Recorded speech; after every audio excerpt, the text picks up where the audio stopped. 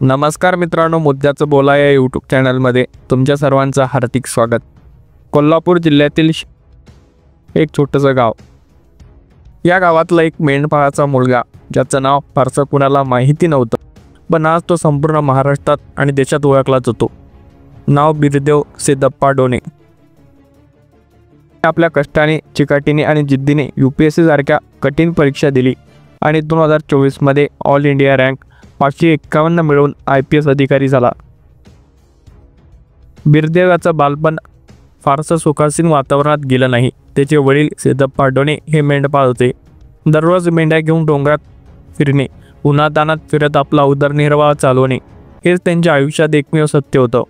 आर्थिक परिस्थिती बेताची होती, पण शिक्षणाकडे त्याचा आणि त्याच्या कुटुंबाचा दृढ विश्वास होता। बिरदेव लहानपणापासूनच अभ्यासात हुशार होता। जरी घरची परिस्थिती हलाखीची असली तरी त्याची शिकण्याची जिद्द कधीच कमी झाली नाही। निसर्गाच्या सानिध्यात मेंढ्यांमध्ये खेळताना आणि वडिलांसोबत चाऱ्यावर जाताना त्याच्या मनात मोठं होण्याचं, काहीतरी वेगळं करण्याचं स्वप्न आकार घेत होतं। बिरदेव याचे प्राथमिक शिक्षण गावात झाले। आर्थिक अडचणी असूनही शिक्षण सोडलं नाही। एकीकडे शिक्षण चालू होतं आणि दुसरीकडे मेंढपाळाचे कामही। दिवसा अभ्यास, रात्रीतून मेंढ्याची राखण, परीक्षा जवळ आली की झोपेची तडजोड, पण तरीही आत्मविश्वास डळला नाही। शिक्षणासोबतच त्यांनी स्पर्धा परीक्षा देण्याचा निर्धार केला। त्याच्या प्रेरणेसाठी कोल्हापूरमधील इतर यशस्वी उमेदवारांचीही उदाहरणं होती, पण स्वतःची वाट चोखाळणं हे खूप कठीण होतं। त्यांनी सुरुवातीला MPSCचा अभ्यास सुरू केला आणि त्यातून त्यांना स्पर्धा परीक्षेचं स्वरूप समजायला लागलं, पण त्याच्या मनातील धग होती UPSC साठीची।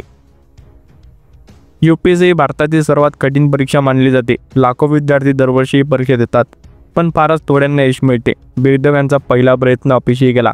दुसऱ्यांदा त्यांनी अधिक तयारी केली, पण तरीही निकाल समाधानकारक नव्हता। पण त्यांनी हार मानली नाही। त्यांना माहिती होतं की आपल्या परिस्थितीवर मात करूनच पुढे जावं लागेल। पुस्तकं घेण्यासाठी पैसे नव्हते, इंटरनेट नव्हतं, मोठ्या शहरातील कोचिंगचा अभ्यास नव्हता, पण होतं ते फक्त स्वप्न, IPS व्हायचं। UPSC मधील मागील पैशातून त्यांनी शिकत स्वतःच एक अभ्यास पद्धती ठरवली। शेतात गुरांमध्ये रात्रीच्या शांततेत अभ्यास सुरू राहिला। गावात वीज नसेल तेव्हा कंदिलांच्या उजेडात ते अभ्यास करायचे। प्रत्येक अपयशातून त्यांनी नव्यानं उभं राहण्याचं बळ मिळालं, फळ मिळालं।